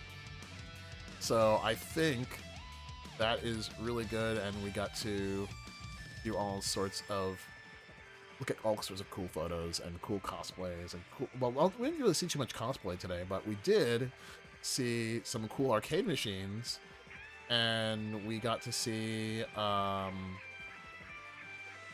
you know, me going ham on the Fist of the North Star machine, which, if you didn't catch it, was where was it? I'm not gonna show the video again, but I have the photo of what it was, and it is right this thing. So yeah, I got to relive that, and that was I will never forget that memory of playing this game. And yeah, and being able to be Kenshiro and punch all these things, even though I was stupid and I didn't do the thing like this guy and use the little gloves until like halfway through because my fists were killing me. But anyway, it's getting late, and it is Canada Day. Happy Canada Day. I am going to relax and enjoy our national holiday, and I hope you do too. So thanks everybody for coming and for watching me sort of mess through all these photos. Hope everybody has a happy Canada Day and a great night. Take care. I'll hopefully do more of these soon because I really want to start getting through my photo backlog, and like these photo streams are just sort of a way of forcing me to finally do so. And I really, really want to get through all my convention photos. So, Kiddix, hopefully expect more. All right, take care, everybody. Have a great night, and I'll see you soon. Bye. We made our way out of long, long darkness, and we made it this far, such a long